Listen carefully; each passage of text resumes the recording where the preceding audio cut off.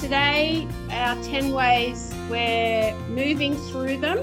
We are going to really get wisdom from the elders and grow in a sense of place. Here in the room, a sense of place is Blacktown in the land of the Darug. We have many FEN members here in the room and many FEN members online. Really excited to explore that sense of interfaith. Brad Moore is a colleague of mine. I am on the Greater Sydney Landcare Advisory Board.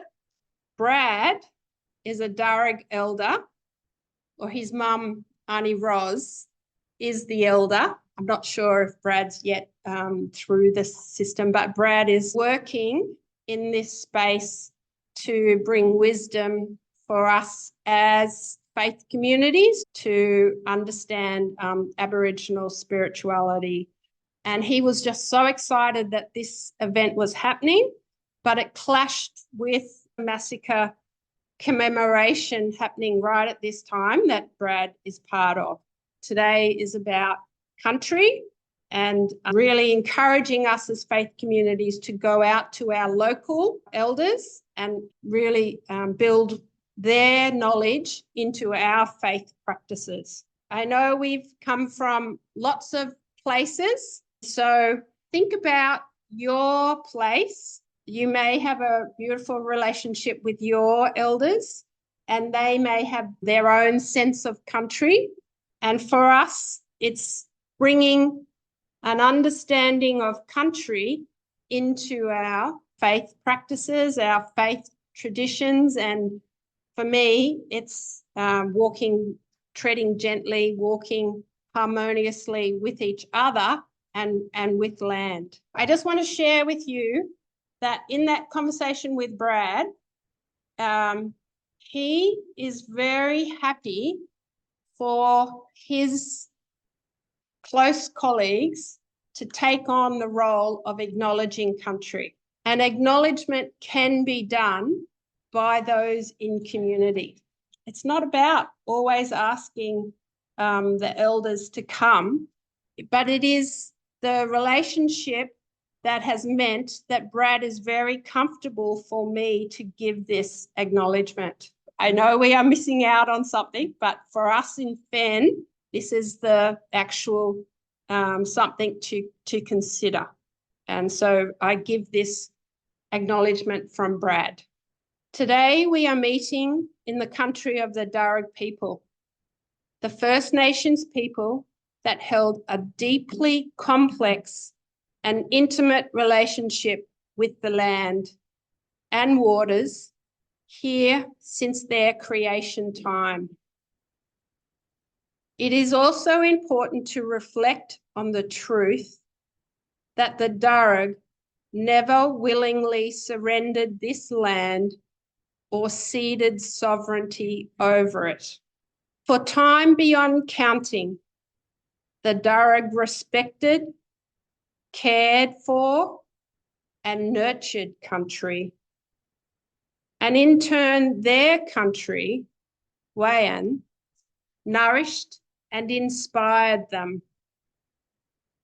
Through the intricate knowledge and practice they held, handed down over countless generations, the Darug ensured the country and all physical and spiritual features within it remained healthy and balanced, sustaining it for generations to come.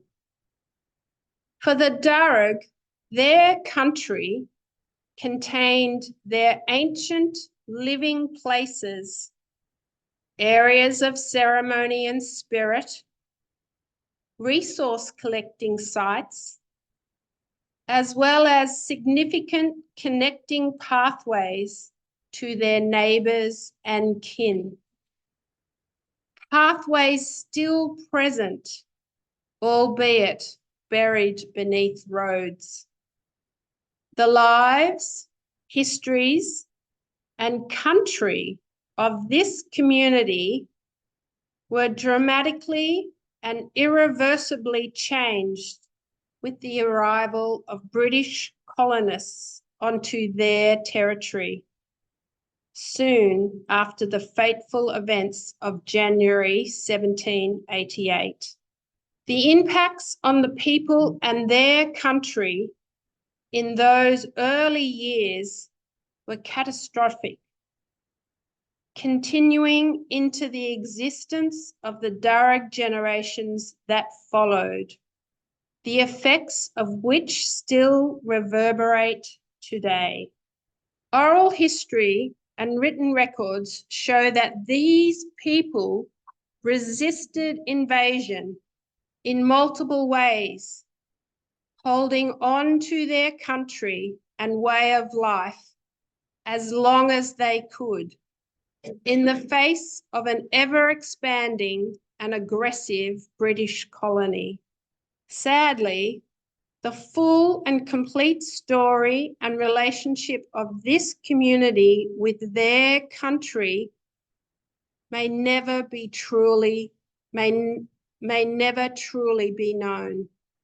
Today, First Nations peoples continue to recognize the significance and cultural value of this country, though forever changed.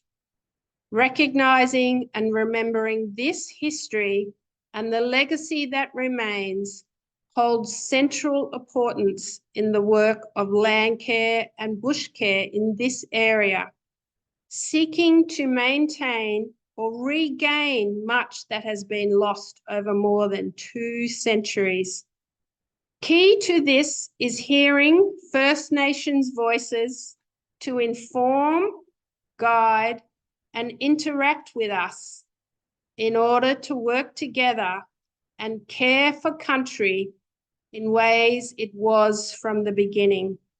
Much of what we're thinking about today, I know that Brad is reflecting the sentiments of many of us gathered when I say that our work will be stronger and more effective environmental and social movement in our faith communities when we work together with First Nation partners, when we care for country together. Building and strengthening relationships with First Nations people and community is a journey that we are all on. These relationships, founded on truth and trust, are essential for all of the community to deeply know and deeply care for country. So we are going to take a moment to reflect and imagine that where we are today and this whole continent always was, always will be Aboriginal land. And just to share that FEN recognises First Nations people hold a continuous and deep connection to country, and this in turn holds significance to the broader community. So thank you. Thank you, Brad. Brad Moore, who is the Aboriginal Project Officer at Greater Sydney Land Care, wants us to care for country by understanding that cultural burning should be the practice we try and bring back. This conversation between government agencies, it's been a long journey. In Gundungurra language, Bimbigang. Bimbigang is greetings. It's an honour to be here to welcome you to our home, our clan country, as well as our nation, the Gundungurra Nation. A welcome is about you coming on to country with the strength and peace and blessing of the traditional custodians, and a lot of us stand here today. As a Gundungurra elder, I'd like to welcome each and every one of you here today. Warragamba area is a very important place for our people. For us, we burn for lots of reasons, but today it is around the ecology, but it's also about the traditional people from the country to be with Victor and all of you to have a better understanding or a different way of burning. So it's pretty special for us.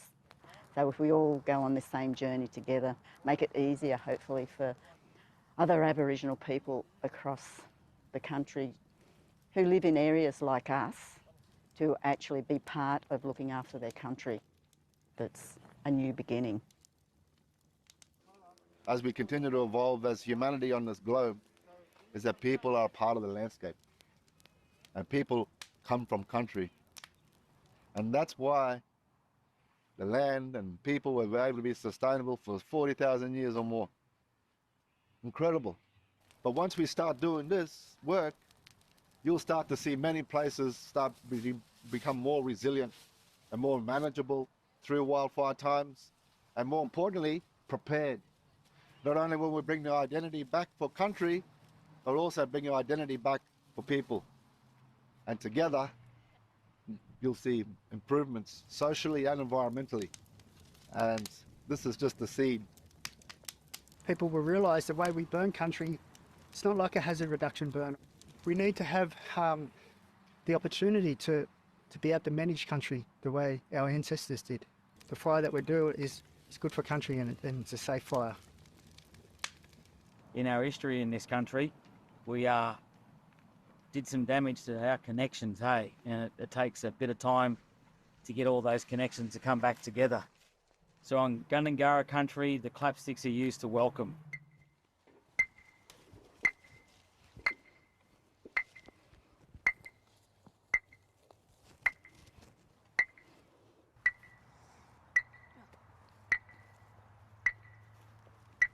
When we light grass, we get white smoke. Therefore, you see how lovely it burns? So one fire, we don't come in with drip torches. One fire, we leave it for 10 minutes first and let everything smell the smoke, everything start moving. Insects climb the trees. And it's like singing out, you know, hey, we're gonna burn now. This way, the fire will just gently go through, and all we wanna do is take that surface layer off and really gently get to the soil so we spark the right vegetation, making our country less flammable, bringing back the food source, bringing back the identity, and doing it in a way that's safe. You feel the peacefulness? And that peacefulness is important because that's what the country remembers. And getting people back on the land look like that, see? Walking through and being gentle and learning the knowledge. Before we've done this burn through here, we had no idea there were so many of them here. A really good resource for Aboriginal people. It's important that this burn's gone ahead because now we've opened it up and we'll be able to see where our resources really are, and that's important. So we can come and tell the story to the younger ones. It's continuing towards the journey that we're on at Greater Sydney Local Land Services is to try and help communities care for country. One strong way to care for country is through fire, and our fire is managed in the right type of country. Our view is that through restoring health, we also will hopefully restore health to communities and enhance culture as well, because all those things are interconnected. What I saw here today is peaceful. It's laid back and it's been under control the entire time. And what I'd really like to see is the opportunity for more of our staff, not just in this area, but all over the state, to take part in these. We can begin being a voice within our organisation to sort of say we've taken part in this and we found it really worthwhile. I started to feel honoured that we'd been given this opportunity, that I happened to be here today, and throughout the day I've felt as if I've met some people, participated in an activity that has really changed my outlook on what we can achieve if we just, you know, work together. So I think between all the government agencies, we can come up with a better plan of how to manage this bushland into the future. This project, I feel, is showing that we are achieving that with Sydney Water. Well, I love this country and I don't have the roots that Auntie Sharon does, but when I walked the country with Auntie Sharon and some of the Gundungurra members from the local community, the love of the landscape and the willingness to heal the landscape was very much what's given me a lot of drive and passion for this area. I think there's a lot we can learn about. There's thousands of years of knowledge from Indigenous land management. This is really a pilot project for us. It's the first Sydney water site where we would have undertaken Indigenous fire management. It's helping us rethink how we can best manage our land and how we can improve things. We'll get the community in. Our aim is to assist communities to build that capacity of knowledge and to help them rebuild their knowledge of landscapes. Reviving Aboriginal culture also is just as important as reviving the landscapes, because it's people are a part of the landscape. We all need to be on board together. And what really needs to happen is we need to sit around the round table and we need to work on a plan to look after this nation a lot better all together. But the other end of this story is we have a better outcome for Aboriginal history, and for people to understand that Aboriginal people haven't gone away. We're always going to be managing our country and our waterways in a respectful and manageable way with everyone. Anyway, let's see where we go. So hi, my name's Leisha Barrett and I work for Catholic Mission in sort of an advocacy, outreach, education role. But part of my work there has been being the ecological champion for the organisation, which has been really great, and it's helped me grow in my sense of place. And I wanted to start with a little story because I think storytelling is really important across many cultures, and it's a way that we pass on history and tradition. Lessons are often learned through storytelling. So I have a little story that I'm going to read, and it is about connecting or reconnecting to place. And so I just invite you to sit. Maybe you can close down your eyes and you can listen to me. Hopefully you can hear me, and just take a few minutes just to go with the story. And it's called Hope and Renewal. So, a young child once lived in a beautiful place of mountains, rivers, and trees. Her days were spent exploring this wondrous space, its sandstone caves and echoing valleys, the curious and clever creatures, wallabies, snakes, and spiders, hiding among the bush. A lyrebird, shy but proudly vocal, mimicking the natural and artificial.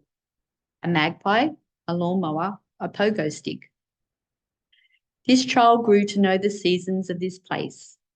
Summer, cicada calls and the scorching heat. Autumn, its slanting sunlight and the coloured crunching leaves. Winter, frosty mornings, blue sky days, and wood smoke whiffs.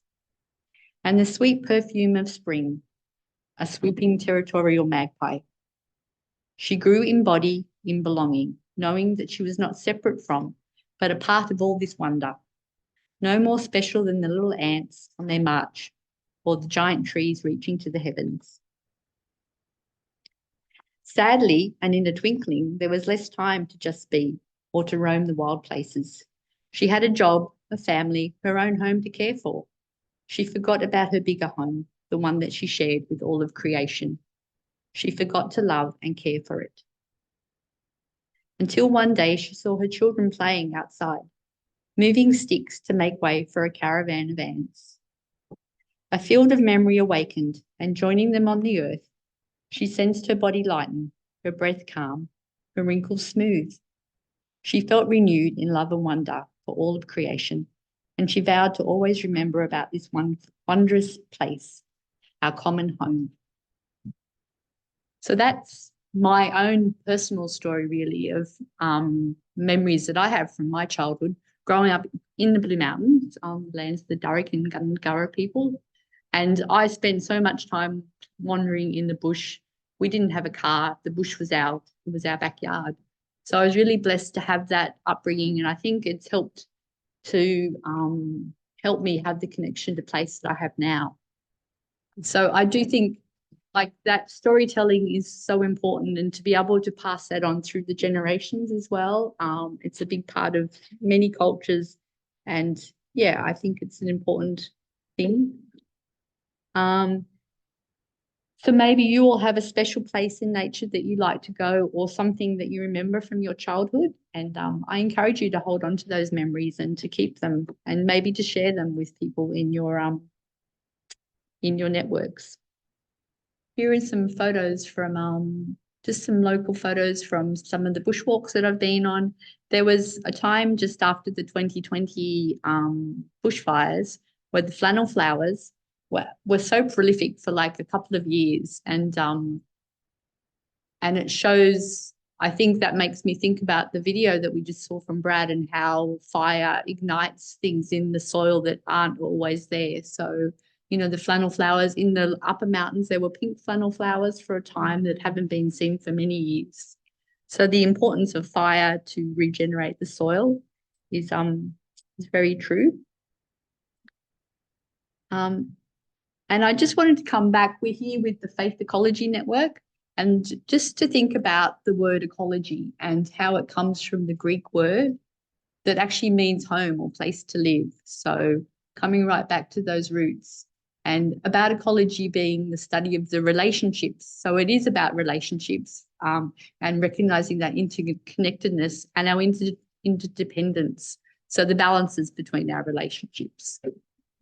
I have a what they call a Masters of Social Ecology, which is, again, it's about the study of how, was thinking about how my place in the world and how I affect my place in the world. So yeah, really social ecology is just like ecology. Yeah. And I have some more photos from many of my bushwalks. And I was saying to Ant earlier today, where I live near the Glenbrook Lagoon, there's an amazing old tree, and it looks like a face, and I call it the old man tree, and it's got 2 eyes and a nose. And this is another tree actually that I also call the old man face, and it really does have like a nose, and if you see it more, it's got this big droopy chin, and it's yeah. Oh, this is the tall one, yeah.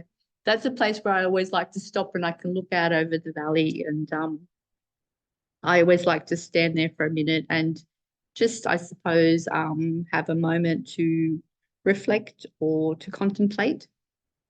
And I think all of these activities is what can help us grow in our sense of place and our love and awe for nature. And I think we do know a lot. We know how to care for country. Science has got it, but it's about coming back to love where we are. That's important. Oh, here we go. How do we grow and learn to love again? And you know, learning and knowledge isn't something that's done to us. It's what we get from being part of the world. So going out there and being part of an action, participating in anything in the world is how we learn.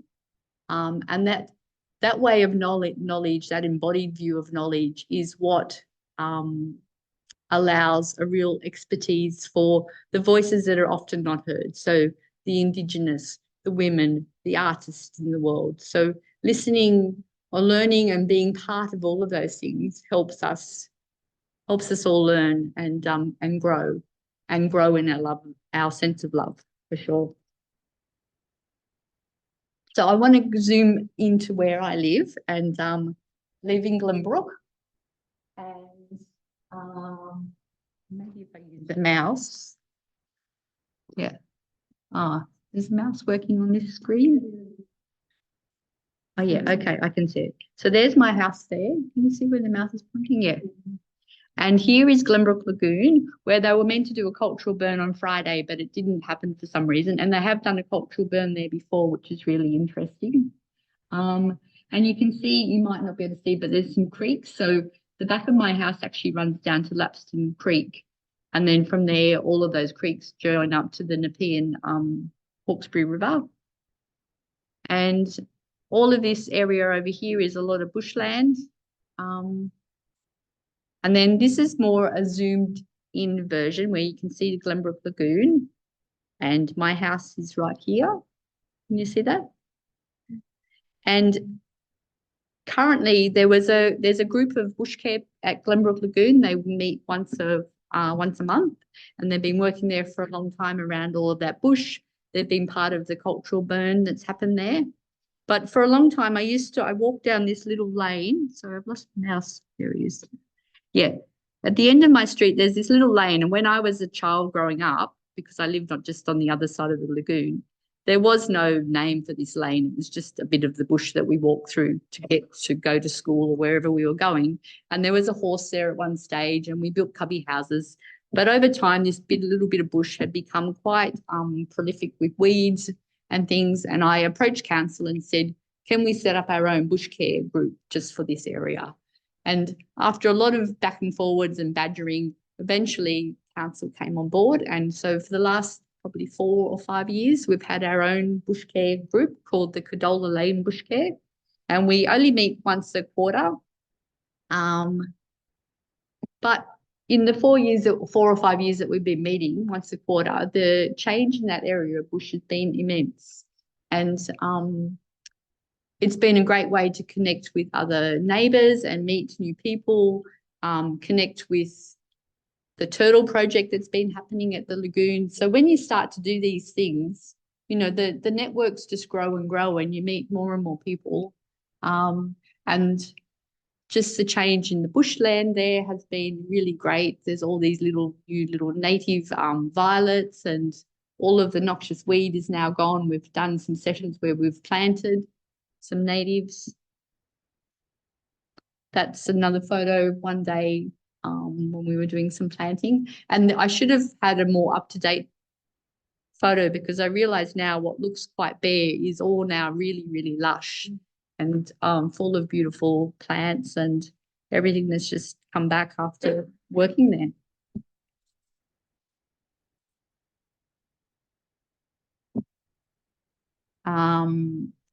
And just one of the activities that I have done with students to help sometimes to connect to place, you know, to go out and to use something that stimulates you to notice all of the different coloured greens that might be in the bush. If you say to a young person, what colour is out there in the bush? Or they'll go green. Well, there's so many varieties of greens and browns. So using little things to stimulate, you know, your noticing of colour or smell or touch, using all of your senses to be awakened in nature, I think is a really great way to heighten your connection to place as well. And I just wanted to bring it back, acknowledging all of the faiths in the room, but I'm coming, I suppose, from a Catholic, or not I suppose, I'm coming from a Catholic tradition, and I'll think about it, no. But I do really admire Pope Francis, who chose his namesake from St. Francis of Assisi, one of our most famous saints when it comes to ecology. And Pope Francis's document, Laudato Si', which was written in 2015, and many people here would know about it. I think it's an amazing document that really is still so current and really challenges us to do a better job than what we've been doing. So I want to acknowledge the wisdom from leaders like Pope Francis from the Catholic tradition. I'm going to share this afternoon some of the ways that I have cared for biodiversity. So I teach an environmental education centre, mostly with children, sometimes with adults, and I also teach in a primary school. So I have shared with you one of my special places. So this is also Durrag land. It is the Georges River, not far from where I live. And I am a paddler. So when I grew up on the Central Coast, which is about an hour and a half from where we are today, and my backyard was a lake. And so I spent a lot of time in the water. And then when I moved to Sydney, I really struggled because I didn't have as much nature in my backyard as I did growing up. So I got myself a kayak, and at the age of 40, I started to paddle and I started to discover all my special places, and I really have a sense of place here. So today I'm going to talk about the different ways that I have brought nature into my backyard, and all the little things that I do also at the school that I teach at. I really love this saying by Steve Irwin. He says, "We don't own the planet Earth, we belong to it, and we must share it with our wildlife." So this is a photo of a tree in my front yard, and it's a beautiful eucalypt. And when my husband and I bought our house, it was pretty much the only thing in our front yard in a little bit of a border garden. And the corellas would come very frequently and tip prune the very tender leaves on it, which was lovely, but they'd make a big mess. So there'd be leaves all over the front lawn, leaves all over the road, which we'd have to rake. And my husband was always mowing the lawn more than he should have. So I thought, okay, I can't tell them not to come and do this, make this big mess. So I thought, I'm going to pull up all the lawn and I'm going to create a forest, which is what I did. So my daughter helped me. We put in a lot of stock tubes, all natives. And my idea was that I would make it a place where more wildlife would come in. So the photo on the left is one of the plants that we planted, which is a coastal tea tree. And within 2 years, it had grown to full height. And now the corellas are eating the seeds from there rather than, they still do make a mess, but I'm not worried now because they mulch the garden. So all that leaf that comes down is mulching the garden and is also creating a habitat for all the bugs and all the microbes in the soil. So I'm very, very happy with that now. So it was a good project and I was really happy with it. My neighbour one day, he was not shy in telling me that he thought it was a very dumb idea to rip up this beautiful lawn. He said, I had the nicest lawn of the whole street and I had ripped it up, but I did give it to my friend for his beer garden. But he did 2 years later say that he thought it was a very nice forest in the front yard. So I was happy about that too. So we did, it was so beautiful that I thought I'm going to do the same thing to my backyard. So we decided to keep a strip of grass so we could access the frog pond. There is a frog pond in the garden, but it was a very slow process to rip out all the grass here and put the pavers in, and very slowly just put in a whole lot of different native plants. So because my backyard faces north, I didn't want a big forest blocking the light. So I did some research and I thought, I wonder if I can create a native cottage garden. And so I looked up as many plants that grow not more than a metre and that had a lot of flowers and came up with lots of beautiful plants. And I was really happy with it. And even my son, you know, and boys aren't very vocal about things like that. But he says, Mum, you have so many flowers in your garden. It's actually a really nice garden. Right. Thank you, Matt.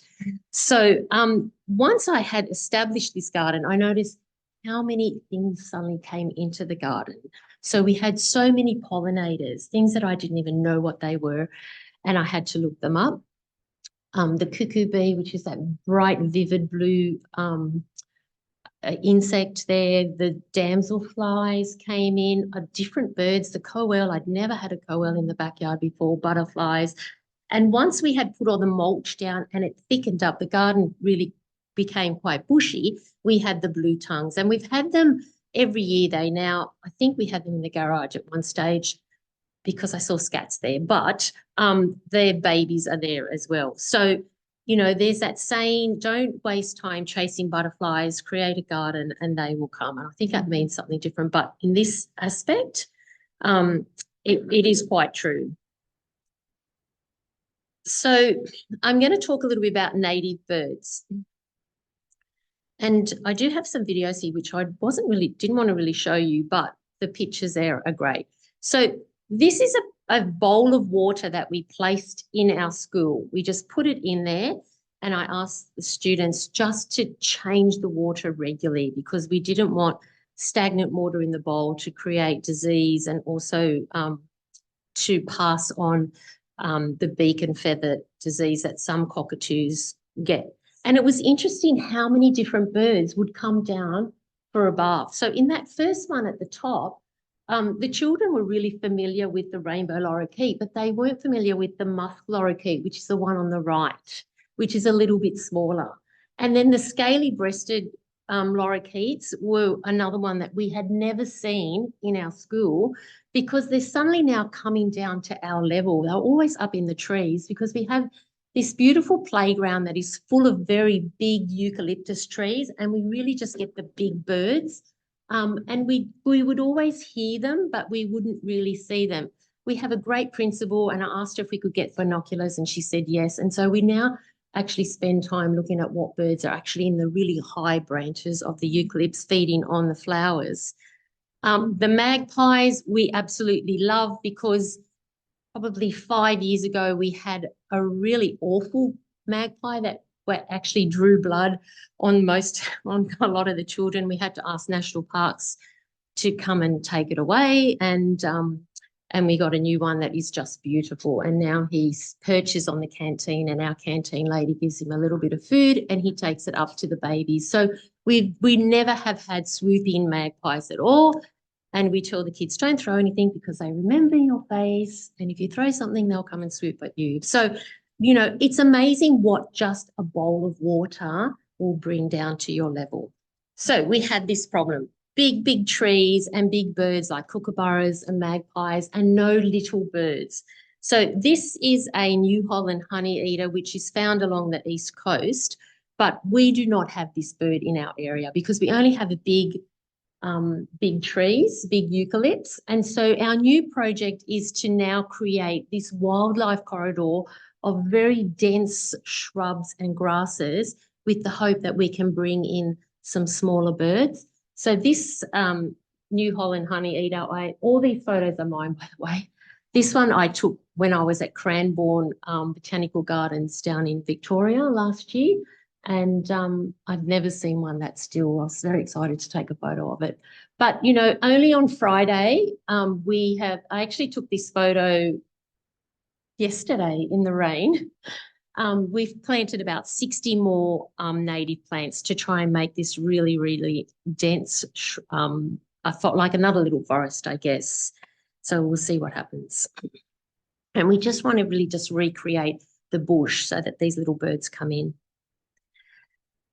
Another thing that we did was we have kookaburras in our neighbourhood, but, you know, we have them at the school, and I only live probably within 1 kilometre away from the school that I teach at. So my husband and I put this kookaburra box up in the tree, and we haven't really had one go in. We had actually common miners go in. So we've actually pulled out everything, their nest, and blocked it for a little while, and we're ready now to unblock it so that the kookaburras might be interested. But the photo on the right, I wanted to talk to you about this, because this was a tree that is very close to where my mum lives, and she lives on the Central Coast. And this hollow, these are 3 baby kookaburras, and I took this photo just late last year in November, and the hollow of this tree is this high. Like the hole is, I was looking in, I wasn't on a ladder or anything. And so it's a really big concern, because we have in Australia more than 300 species of animals that need a hollow. And we have a shortage of hollows because we're cutting down so many old trees. So I brought in some birds here. I've brought in a rainbow lorikeet. So a rainbow lorikeet would need a tree that's about 100 years old for a hole that's about that big, whereas a kookaburra and an owl would need one that's about 200 to 250 years old. And they're not just birds that need them. So we have all these species like lace monitors will climb a tree and lay there up to 14 eggs in a hollow. And we'll have powerful owls, feather gliders, all these different species fighting for hollows. And here we have a kookaburra who could only find a hole that is 1 metre off the ground. And we checked on those babies so regularly because we were really worried that a feral cat would get in there and attack them.